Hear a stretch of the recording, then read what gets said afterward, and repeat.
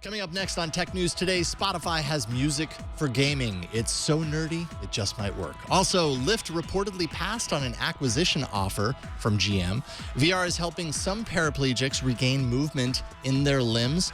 No Man's Sky promises more than it actually delivers on. And the mullet of watch bands next on Tech News Today. This is Twit. Bandwidth for Tech News Today is provided by CacheFly at CACHEFLY.com.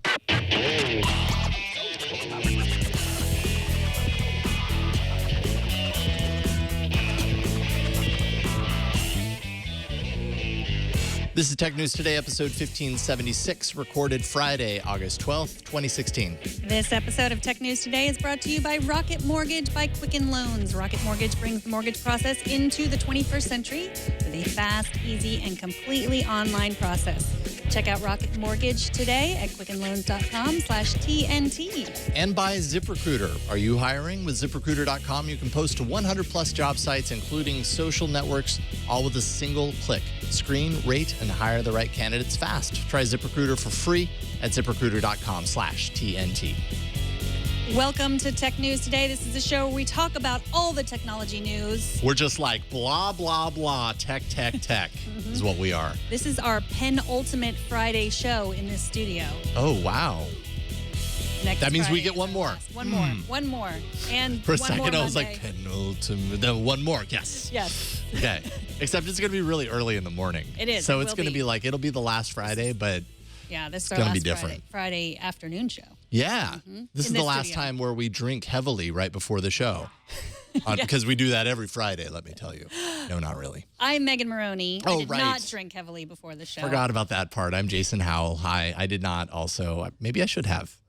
Maybe I wouldn't be talking about drinking heavily if I had already. I don't know. Let's get started. All right. Well, there are playlists of party music, Yeah. dance music. There's Oh, yeah. music to fall asleep to, music to run to, or do other stuff to. I had no idea there was a whole category of music for gaming. Today, Spotify launched a gaming channel, which not only includes music from your video game favorites, but also includes music designed to listen to while you are gaming. Mm-hmm. Now, I am going to come clean and say that before reading this, I did not know there was such a thing as gaming soundtracks. Every person I said that to today was shocked and appalled at my lack of knowledge about gaming soundtracks. I'm assuming you knew there were gaming soundtracks. By soundtracks, you mean soundtrack releases based around a particular game's music? Yes. Yes, so absolutely. Because I mean, so much music is created for these games, and when you're a gamer and you play it as often as many gamers do, you get so get so kind of pulled into that music experience. If by gaming soundtrack you mean collections, mixtapes that people create for themselves of their favorite game songs, I can tell you that when I was young and back in my day, and Commodore 64 was my computer, I used to record with a cassette tape. I used to turn the speaker up really loud and record the music from games on the Commodore 64 and then listen to them in headphones while I mowed the lawn. That's how much of a nerd I was. Wow. I thought it was just Pac-Man Fever, and that was the end of it. That's my whole experience as a child. Yeah, no, that's like pop music created about a video game. Mm-hmm. This is like extra level nerdiness where you were such a fan of the game that you want to listen to the music afterwards. Or I mean, in my case, when I was that young, it was just like I didn't listen to popular music. That was the music that I listened to. There was a solid 2 years of time where I just listened to video game music just because I liked it. And I'm sure that's the same as it is now, except the music is so much more well developed and well produced now than it was on the little SID chip. But so this makes sense to me. Yep. Well, you can get it on Spotify now. There's a retro gaming soundtrack, which we went through it. First of all, when I started listening to this, I was like, oh, well, that's from 2000. That's not retro, but I guess it's retro to some. But it does to somebody it is. It goes back to the 70s, or maybe the early 80s, mid 80s. So yeah. I think what I noticed in listening to some of those playlists is that this kind of music, it's so in the eye of the beholder. Like, I was looking at these playlists and just going like, oh, it looks like a pretty random playlist. But, you know, they've created this playlist around the idea of playing them for gaming. And I guess everybody has a different idea of what a soundtrack should be when they're gaming. Some people that I know and actually, you know, was friends with, they used to play first-person shooters and everything, and it would be an all-metal playlist. So it really just depends on who you ask. But all music is good for gaming as far as I'm concerned.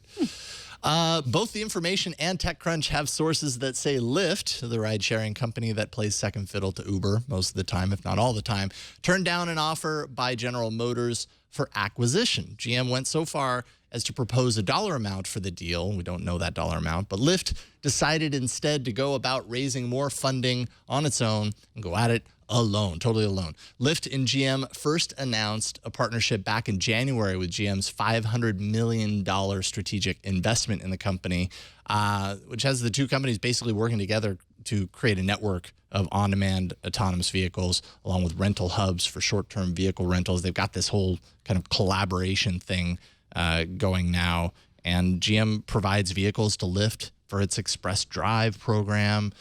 So there's a lot of cross-pollination between the two companies. This just kind of makes that a little more interesting when you think of, you know, the potential history. GM has just a few months ago, I think it was March, acquired Cruise Automation. That's a self-driving car startup for more than $1 billion there. So GM has its sights on being really active in this space, and this news just kind of confirms their efforts. I think it goes along with what we were talking about a couple days ago, where, you know, we always talk about how, you know, something's going to kill something else. Facebook's going to kill Twitter. It's not, you know, Uber and Lyft can both exist. You know, Uber has a lot more cash, but I don't think that Lyft, I mean, that's why everyone's saying, ooh, Lyft should have taken this. You know, they're not Uber. They only have $1.4 billion in cash, where, you know, Uber has $9 billion in cash. Like, I think they'll be fine. And, you know, switching between Uber and Lyft is not the same as switching between, you know, Android and Apple, you know, iPhone. It's way easier. Like, you can choose one. You can look at both and see which is cheaper and use one or the other. You know, there's no buy-in like there is in a lot of services. Yeah. I think and hope Lyft will be fine.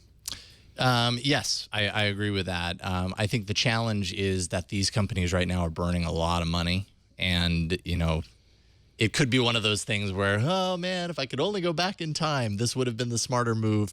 But then I was reminded, when I was thinking of this, I was reminded of the whole Snapchat potential acquisition by Facebook a couple of years back. Facebook wanted to, you know, it was reported that Facebook offered up to $3 billion for Snapchat, and Snapchat refused it and said, no, we're going to go this alone. And I remember at the time specifically, like when I read that, I was like, man, they are so dumb. They're so crazy that they passed up $3 billion. Like you just take that.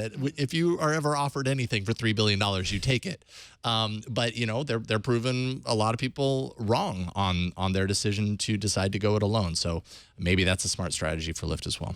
Well, I mean, the future of Uber and Lyft depends on the future of driving, and fewer and fewer people are going to want to have their own cars. That's what everyone's betting on, that, you know, we'll want to share cars more often. And then eventually we will no longer need drivers. They will no longer need drivers. I mean, you're going to see driverless cars in cities where Uber and Lyft are popular first. That's where you're going to see them. Right now, 75 to 80% of gross revenues of Lyft and Uber go to the drivers. When they don't have drivers, then that money goes to them. Oh, yeah, let it rain. Exactly. So, yeah, I mean, obviously, the technology behind the cars, the GM partnership, the Cruise Automation, that all makes sense now because that is what they're betting on. I do wonder if at some point, because an offer may have happened and may have been turned down doesn't mean an offer won't actually happen again and won't actually be accepted. So I'll be curious to see, because obviously they're pretty cozy together right now. They're enjoying a loving embrace right now. They are. All right, Engadget spotted a tweet by a developer for Mojang that support for Minecraft on the Oculus Rift will be available next week. Minecraft fans have been looking forward to Oculus Rift for a while. Minecraft on Oculus Rift. Creator Marcus Persson imagined the game on Oculus 4 years ago. He canceled the project after Facebook bought Oculus because Facebook creeps him out. Those are his words, not mine. After Microsoft bought Minecraft, they started up the project again. So Minecraft in VR will be interesting, but probably not as interesting as Minecraft in AR on the HoloLens, which is, obviously also created by Microsoft. So I think that's what people are really looking forward to. Yeah, because that demo from the stage where they showed off just like the Minecraft play space on a table, like that just opens your eyes to a whole other world where it like takes the real world Lego experience and puts it into this the digital experience. But I'm wondering, like, everybody's looking, we were talking about killer app just the other day. Everyone's looking for a killer app for VR or something that's going to drive sales of the VR platform, because there are a lot of hurdles, and it's, very much early stages right now. You got to really have a lot of money, a decent amount of money to invest into it, get the rig up and running, all this kind of stuff. But Minecraft fans are a passionate bunch. And if this is a way to kind of take that Minecraft experience, the thing that they've played for now years, and really, devoted so much time, and they already, they have a habit of playing this game every single day. If this is a way to kind of take that to whatever the next level is, which is, three-dimensional virtual reality experience, that might actually drive some sales of VR. Mm-hmm. I mean, you can play Minecraft Pocket Edition on the Gear VR, which I did not know and haven't heard much about. Right. I don't have the Gear VR. I don't have a Samsung phone, but I haven't, that has not been such a great, wonderful thing that everybody's talking about or anything. But yeah, you have to have the Windows 10 beta version if you want to play, and you can get that for free if you own Minecraft. Alrighty. Let's see here. Moving on, because I think every single day I've had a security story of some sort. So maybe I'm just afraid this week. But researchers have already proven that if you listen to someone typing on their keyboard for 15 minutes, it's possible to determine everything they typed. And that's due to the fact that all the keys have their own distinct sound traits. So you can kind of decipher that after the fact if you have a large enough data set, basically.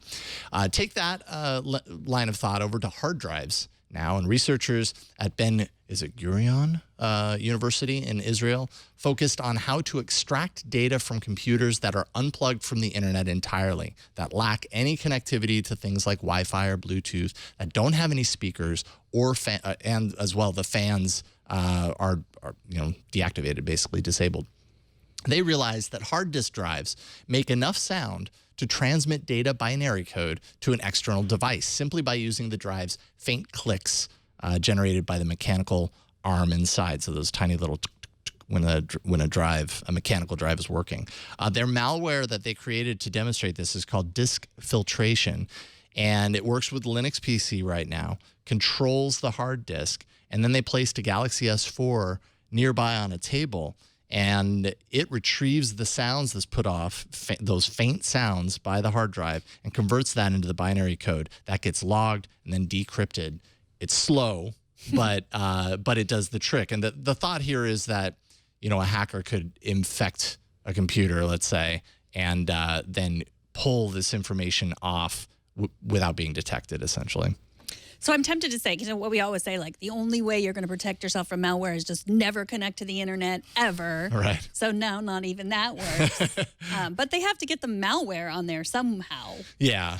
And I mean, what they're pointing out here is, like a thumb drive or something. If you've got that on a thumb drive, all you really need is in-person access to the device to just plug it in, have it kind of dump itself on there. And then from there, I'm not sure how they send the control signals to the hard drive to tell it what information to offload. But when I say it's slow, it's 180 bits per minute, and it has a short range, 6-foot range. So there's a lot of limitations to this, but it's an interesting example of what you can do simply by the sound of a hard drive, which is just kind of nuts to think about. It's very creative. Yeah, so it says you could steal a 4096-bit key in 25 minutes. Yep. So, yeah, I mean, it just teaches us what we can learn from paying attention and listening. Yeah. Oh, yeah. That's the lesson to be learned here. Just listen to your hard drive. It's telling you something. It is. Selena Larson at the Daily Dot reports on a new study claiming that virtual reality therapy might help some patients with spinal cord injuries achieve partial recovery. The research is in Scientific Reports, as a woman who had been paralyzed from the waist down for 13 years has regained some control of her legs after using the new VR brain machine treatment. This is aggressive training. It uses brain-controlled robotics and asks patients to visualize moving lower limbs and then use their EEG activity to control avatars in virtual environments. The level of recovery is being heralded as unprecedented in patients with long-term paralysis. This is just unbelievable. I love the thought, and we've talked plenty of times about VR, AR and VR moving beyond just this thing that's fun to play around with and experience games in or whatever, and actually have other uses that we don't really understand. Like this is pretty fascinating. What they're trying to figure out why this is working the way it is, and what they're coming up with is the thought that in this in the process of paralysis for paraplegics, that maybe there's still some connected fibers in the spinal cord that weren't detected, that just aren't being used anymore. They've basically forgotten how to work because of the level of, the paraplegic, experience. I don't know what the word is for that. But that by doing this, they're essentially working with the brain to help retrain just those limited amount of fibers in order to do what they do. So, are you going to get a fully walking, once paraplegic person out of this? I don't know. Early signs probably point to no, because they still lack a lot of that content in their spinal cord. But getting anything where there was absolutely nothing is pretty phenomenal. Mm-hmm. Yeah, I mean, they say that they might get basic function that could help them live a different life. So yeah, and the cost of these VR and haptic systems is not that high. Mm-hmm. So that's the thing that they're also looking at. Like, this could be more widely available. Right. So the study was done by Dr. Miguel Nicoleses at Duke University. It's called the Walk Again Project. Really interesting stuff. Yeah, life-changing to say the least. I also wonder just how awesome it must be, because I mean, this, it's not just putting on the VR helmet. It's also this exoskeleton and kind of, the body moving in space and everything timed with what they're seeing in their VR goggles. It's got to be such a crazy experience for someone who has not moved their limbs in this way, possibly ever. Mm-hmm. But, I'm sure in some cases they did once before, and now all they have are memories of what it was like to do that. To put themselves into this virtual experience where they once again get to remember or experience that again, that's just so awesome. Mm-hmm. It gives me chills. Goosebumps. Go away, goosebumps. And finally, checking in on the new sport that pits Team Facebook against Team AdBlock Plus against each other in an intricate game of chess in the octagon. AdBlock Plus saw an early lead in its defeat of Facebook's AdBlock block defense, but it was short-lived victory as a team member from Team Facebook rallied, returned an almost instantaneous block of the ad block that blocked Facebook's original AdBlock block, first delivered days ago. This tournament is turning into quite a doozy. The score is tied at 0.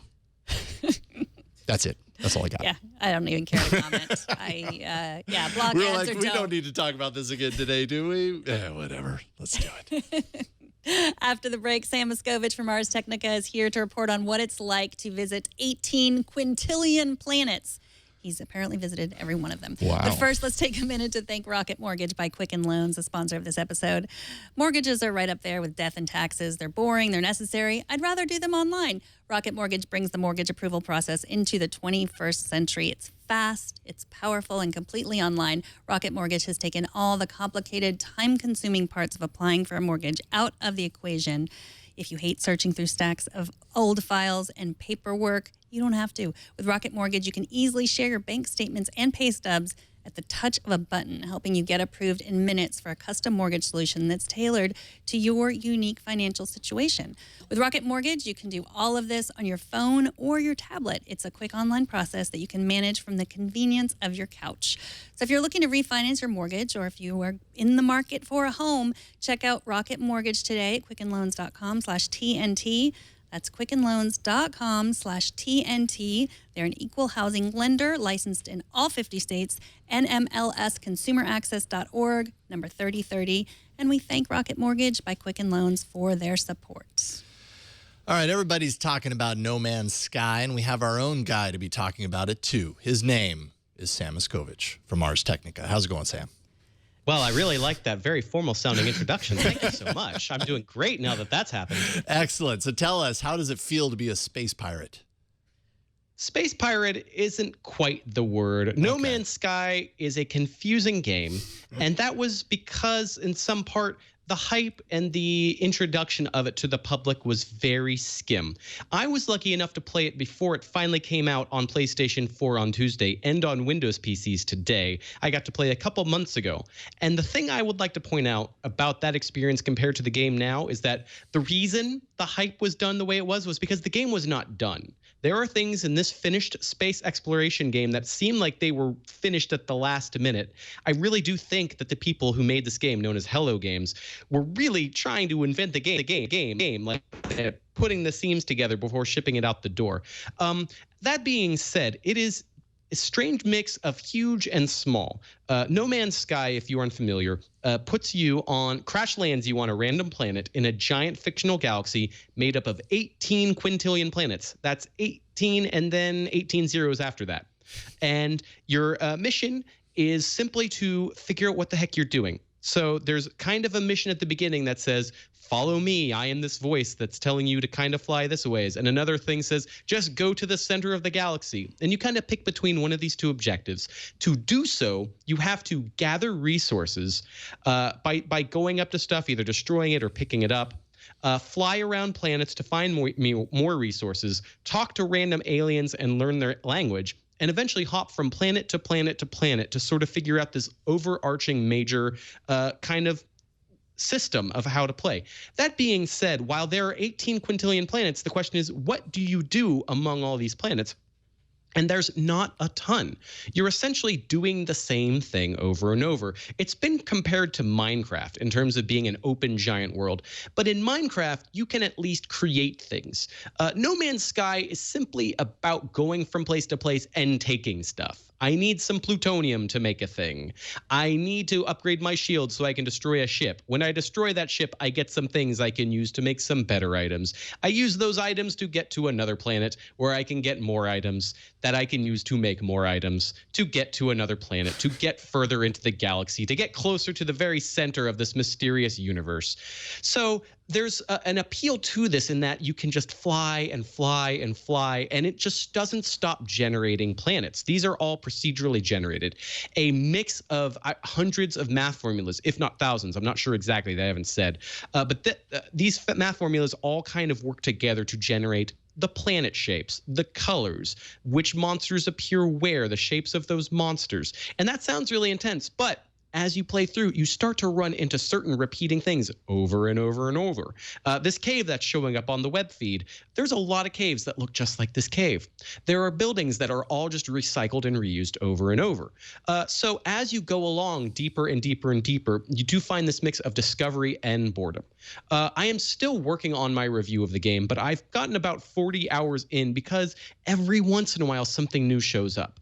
And I'm trying to really figure out whether I'm going to feel a payoff. But I was just playing some board games with some buddies the other night. They're about my age. They have kids. And they said, who's this game for? And I said, it's for an 11-year-old who wants to feel like he's playing a tougher, more intense Minecraft, but is done with the building. This sort of sci-fi dreaming and patience with tedium. I remember when I was a little kid, I would put up with really redundant video games because there was a promise of something greater. I had time to kill. I was hiding from the sun because I was a very pale kid in Texas, et cetera, et cetera.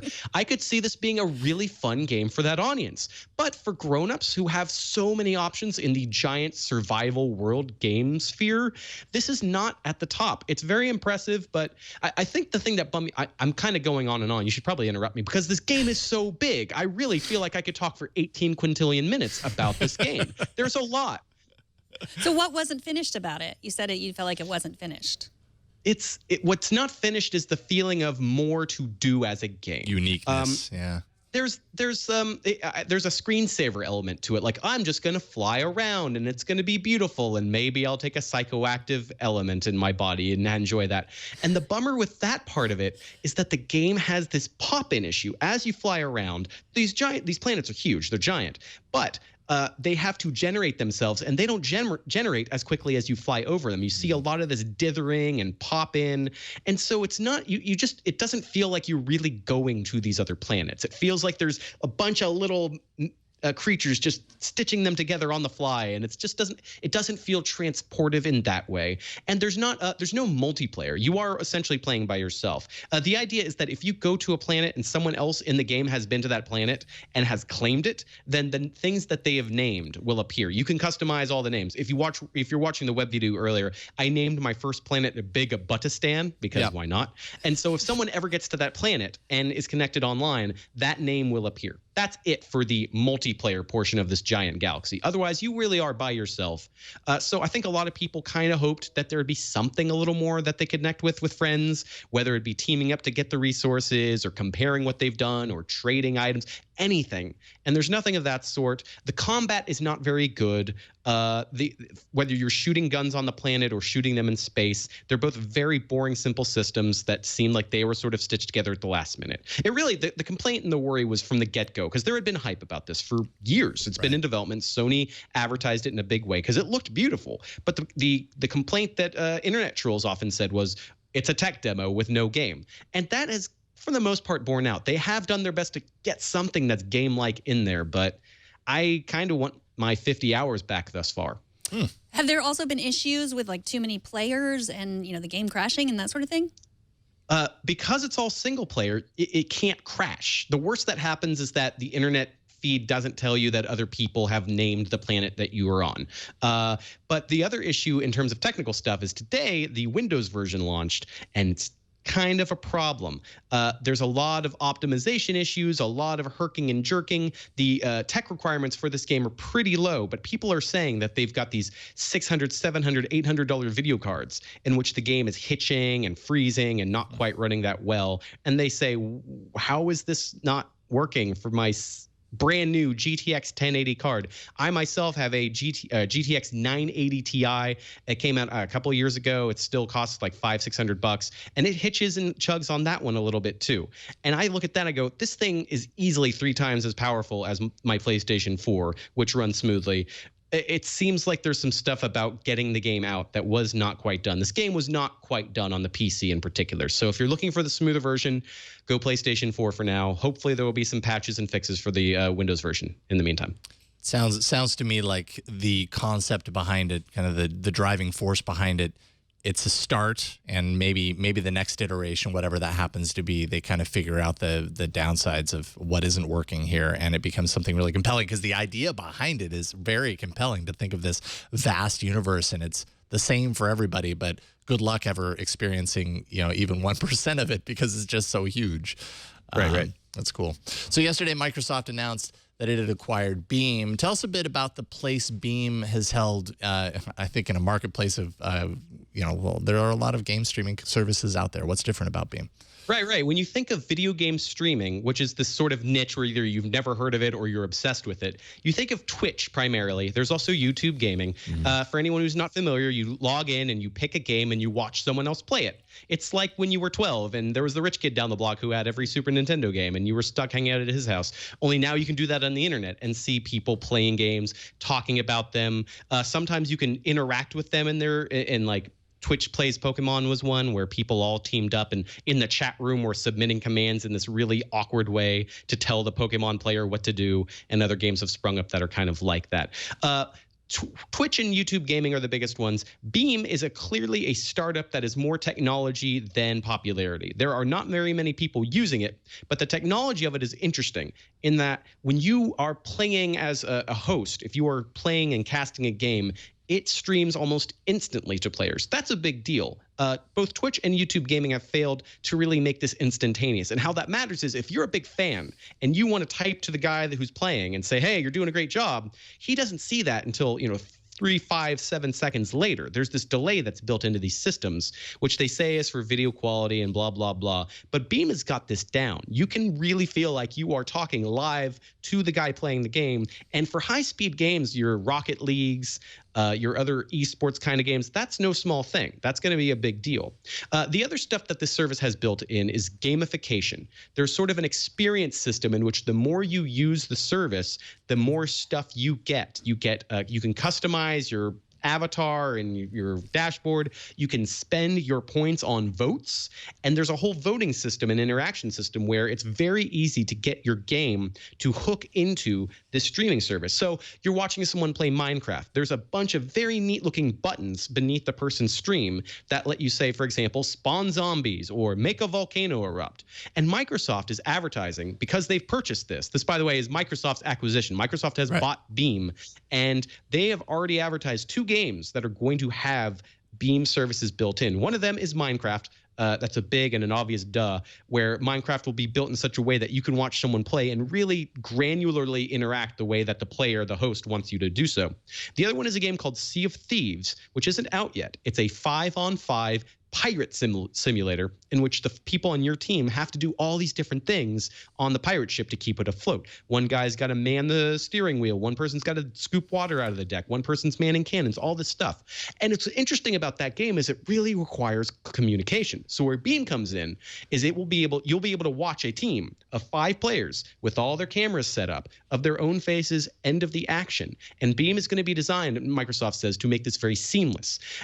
If you could imagine an NBA or hockey broadcast that had that kind of player-specific camera work that you as a super fan could really tune and watch, that would be huge. And esports, I think, really blazes the trail for that sort of thing. Beam could be really interesting in that regard. So Beam essentially seems to have been built from the ground up to go, oh, Twitch exists. Let's beat the crap out of Twitch with specific things that gamers want. This is a really smart acquisition by Microsoft. It sounds like they got him for a song, because this company's not making money yet. They're not doing advertisements. They're not doing small payments. So I think Microsoft was able to get in at the best possible time to go in and go, all right, we're going to add ads, we're going to monetize, and we're going to make this part of the Xbox platform. So this is going to be built into Xbox in one way or another in the future. Microsoft has not said how, and it will also work on other platforms. So if you want to use Beam on your PlayStation 4 or your Windows PC or even your mobile games, that will all still continue to work as it is. So it's going to be a good lock-in for Xbox. It's going to be a good way for Microsoft to be relevant just to all games in general.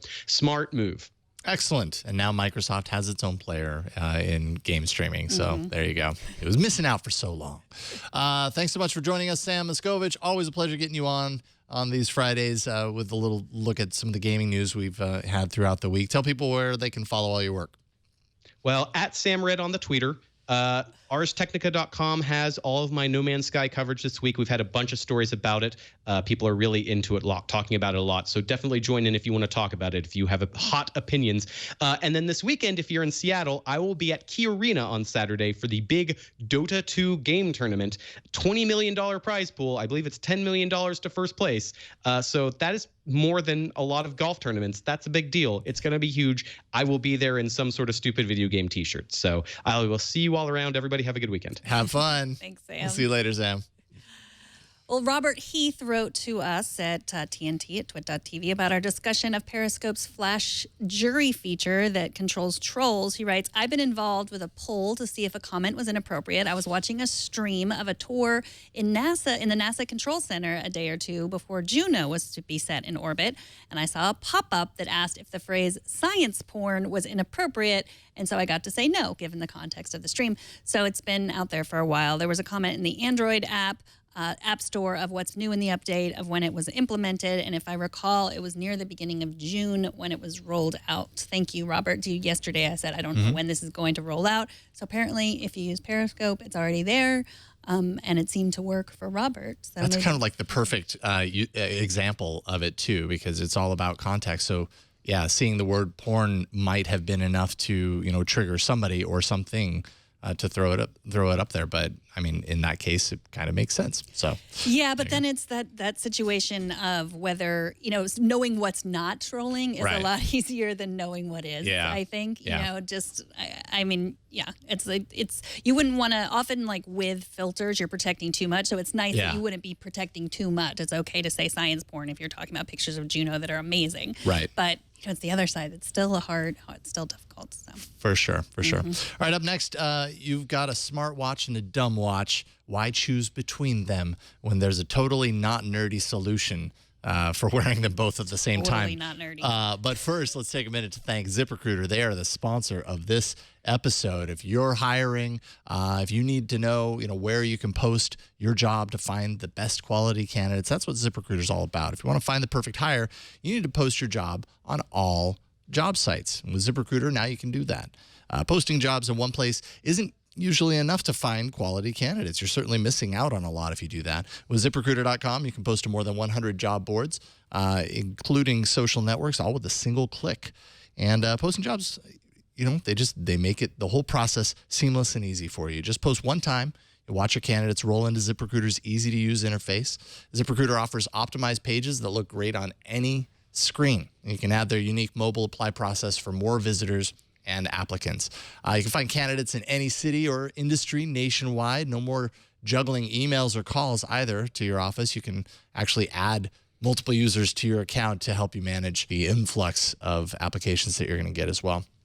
You can quickly screen candidates with real-world questions that you write using free-form, multiple choice, or yes-no formats. That makes it easy. You can view candidate responses in conjunction with their beautifully formatted resumes, rate them, and hire the right person fast because you want to get them working, because that's the point. You've got an open position. You need to fill it fast. Find out today why ZipRecruiter has been used by over 800,000 businesses. More than 125 million candidate applications have been delivered. Right now, you can post jobs on ZipRecruiter by going to ZipRecruiter.com/TNT, and you can do that for free. That's ZipRecruiter.com/TNT. And we thank ZipRecruiter for their support of Tech News Today. All right, TNT's fan of the day is Tate Breswick on Google+, who sent us this picture of his little one saying TT and TNT. That's Tummy Time and Tech News Today. Tate sent this back in February, but we missed it, so we're happy to get it in there. I'm assuming at this point, baby is now crawling, possibly even threatening taking baby steps at this point. So I hope your house is now child-proofed, and I hope you're still watching TNT with the baby. The baby's not watching though. The baby is looking the other way, which is probably good. I think probably he said, "Hey, turn around. I want to get a selfie of you. Get a picture of you." And the baby was like, "Oh, okay," and turned around, and then went back to watching. I think is what actually happened. Okay, good. Yeah. Show us how you watch or listen to TNT. Just record a video or take a picture of yourself or your baby or your setup. Post it on Instagram, Google+, Twitter, Facebook. Use the hashtag #HowIWatchTNT, and someday we'll find it. Someday. Okay, you want an Apple Watch, but you're tired of everyone thinking you're a tech-obsessed elitist. Enter the SIN, that's two N's, SIN dual strap system that bills itself as two worlds on one wrist. It's a strap system that lets you wear a mechanical watch in the front and attach an Apple Watch on the inside of your wrist. Now, you really have to watch this video to understand. And it's got a beautiful score in the back of it, too, to listen to. So. Oh, yeah. This is the dual strap system known as SIN.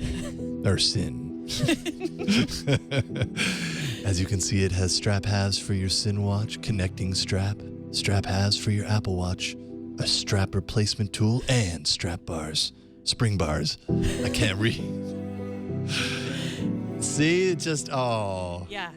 And as it's so elegant. Right. As the Next Web described it, it's like all business in the front, party on the back. Yeah, like it's totally mullet. It's the mullet of watches. Yeah. Also, it's so little. It could be like for your dog. It makes if you just use the Apple Watch For your dog. Yeah, because it's so small. Like see how if you just use the one half. Then and you. Wait a minute, is your dog wearing a watch? Maybe. Oh, okay. I'd never heard of dogs wearing watches. But you're right, it would fit. It is. I wouldn't trust it to fit forever, though. No, but it is a thing. There was I think somebody in China that bought two Apple Watches and sandwiched for them their together. Dog. No, for their dogs. Oh. See, really? See that little? That is a thing. Look it up. It's a thing. I've they might have even this bought is the a thing, gold and one. that is a thing now today. I don't know that this both sides is a thing at all. Okay. I kind of want to make it a thing because my battery doesn't last the whole day. So then I'd still have a watch. I'd still be able to know what time it is. I think your duty, your responsibility as a Twit employee, as a host of Twit shows, is to get one of these. Yeah. What I want is like a Fitbit that attaches to the Apple Watch. So you can constantly compare. And then if one went out, you could just always know. See, world's most spoiled dog scores It's a 2 thing. Apple Watches. My goodness. All right. Okay. Well, I stand down then. I stand corrected. You obviously, I just didn't don't think love the your dogs needed a watch. When I get a dog, I'm not putting a watch on my dog. Just saying. I'm not going to do that. Mm-hmm. TNT records live every Monday through Friday at 4 p.m. Pacific, 7 p.m. Eastern, 11 p.m. UTC at twit.tv/live. You can be part of the show by emailing us at tnt@twit.tv. You can leave us a short voicemail at 260-TNT-SHOW. You can find us on Twitter. We're at Tech News Today TV. Subscribe to the show. Find all the ways at twit.tv/TNT. You can even listen to us on your Amazon Echo. Just say, listen to Tech News Today on TuneIn. And if you have an Echo, hopefully it worked. And if you want to tweet at me, I'm at Megan Morrone. And I'm at Jason Howell. Thanks to our technical director, Kara Cole. Thanks to Mario for struggling with the prompter. It's been having problems these days. It's not you, Mario. It's the prompter. And thanks to you for talking tech with us today. We'll see you after the weekend on Monday. Bye, everyone.